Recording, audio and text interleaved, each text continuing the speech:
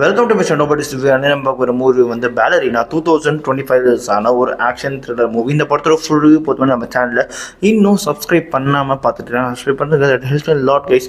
உங்களுக்கு நிறைய movies updates வந்துட்டு இருக்கு. அண்ட் இந்த படத்தோட கதை எங்கே ஆரம்பிது அப்படின்னு பார்த்தீங்கன்னா, ஃபர்ஸ்ட் ஆஃப் ஆல் வந்து இந்த படத்தை ப்ரமோட் பண்ணது எனக்கு தெரிஞ்சு வந்து ஜான் விக் கேரக்டர்ஸ் தான் ப்ரமோட் பண்ணி பார்க்கல. ஓகே, ஈவன் சொல்லிட்டு ஒரு பொண்ணு அண்ட் அவளுக்கு வந்து ஒரு அக்கா, அம்மா, அப்பா இருக்காங்க.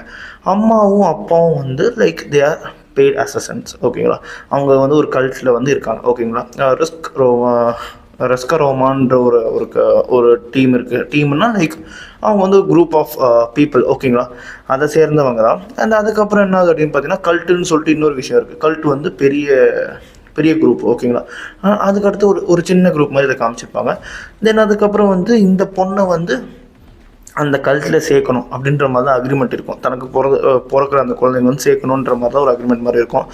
அண்ட் அதை தாண்டி வந்து தன்னோட பொண்ணுக்கு வந்து ஒரு பீஸ்ஃபுல்லான லைஃப் கொண்டு வரணும் அப்படின்ற ஆசைப்பட்டு அந்த அப்பா வந்து சின்ன பொண்ணை மட்டும் கூப்பிட்டு வந்துடுவார். பெரிய பொண்ணு அங்கேயே லாக் ஆயிடுவார், அந்த கல்ட்லேயே லாக் ஆகிட்டு.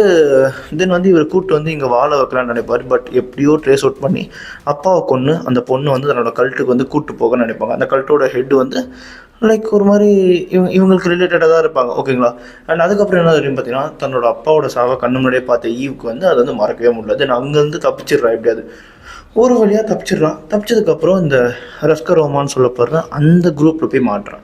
அந்த குரூப்பில் வந்து அவளை சின்ன வயசுலேருந்தே போட்டு சரியான ட்ரைனிங் கொடுத்துட்றாங்க. ஒரு பக்கம் அந்த டான்ஸு, இன்னொரு பக்கம் வந்து ஃபுல்லாக வந்து அந்த அசிஸ்டன்ட்க்கு தேவையான எல்லா விஷயங்களையும் கற்றுக்கிறான்.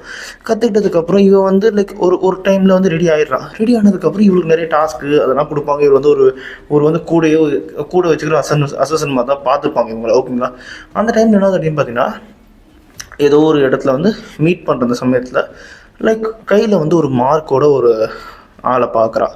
லைக் அந்த மார்க் வந்து தன்னோட அப்பாவை கொன்னவன் கையிலையும் பார்த்துருக்கான். அதுக்கப்புறம் வந்து அவன்கிட்ட பேச ட்ரை பண்ணியிருக்கா, முடியல. தென் அதுக்கப்புறம் வந்து அவனோட கையை தனியாக வெட்டி எடுத்துகிட்டு போயிட்டு தன்னோட ஹெட்டுக்கிட்ட வந்து கொடுத்துருக்கா. இந்த கையில் இருக்கிற சிம்பிளுக்கு என்ன அர்த்தம், இந்த சிம்பிள் போட்டவன் தான் எங்கள் அப்பனையும் கொன்னான் அப்படின்ற மாதிரி ஒரு விஷயத்த சொல்லியிருப்பாங்க. சொன்னதுக்கப்புறம் இது வந்து இந்த கல்ட்டு, இதுக்குள்ளே நீ போகாத, உனக்கு வந்து நீ போனன்னா உன்னோட லைஃப் வந்து போயிடும், அதனால வந்து தேவையில்லாத வேலை பார்க்காத, நீ வந்து எதுவும் பண்ணாத அப்படின்ற மாதிரி அந்த விஷயத்த வந்து சொல்லியிருப்பாங்க. சொன்னதுக்கப்புறம் வந்து லைக் ரிவெஞ்ச் எடுத்தே ஆகணும்னு சொல்லிட்டு நம்ம பேலரினா இருப்பாங்க. தென் அவங்க அதுக்கப்புறம் அவங்களோட ரிவெஞ்ச் ஸ்டோரி ஆரம்பிப்பாங்க. இவங்க எந்த அளவுக்கு அந்த வில்லன் கிட்ட போகிறாங்களோ, அந்த வில்லன் வந்து இவரோட ஹெட்டான டேரக்டருக்கு வந்து ஃபோன் பண்ணி அவளை வந்து நிப்பாட்டு, அப்படி இல்லைனா வந்து நமக்குள்ளே இருக்கிற அந்த ட்ரூஸ் வந்து உடஞ்சிரும்.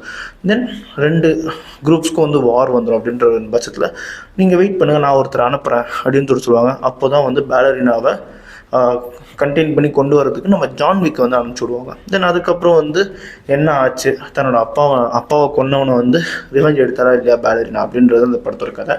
கிட்டத்தட்ட ஒரு அந்த ஜான் விக் மூவி தீம்டில் ஒரு விமன் இருந்தால் எப்படி இருக்குமோ அப்படின்றது அந்த படத்தோட ஹோல் கான்செப்டே. அவளுக்கு ஒரு பேக் ஸ்டோரி, அந்த பேக் ஸ்டோரிக்கு ரிவெஞ்சு, அந்த ரிவெஞ்சுக்கு அவள் எப்படி தயாராகிறா, ரிவெஞ்ச் எடுத்தார் அப்படின்றது அந்த படத்தோட கதை. இந்த ஜான் விக் ஃபேன்ஸ்க்கு வந்து பிடிக்கும். ஆனால் ஸ்டார்டிங் சீனில் அவர் காமிச்சிருப்பாங்க.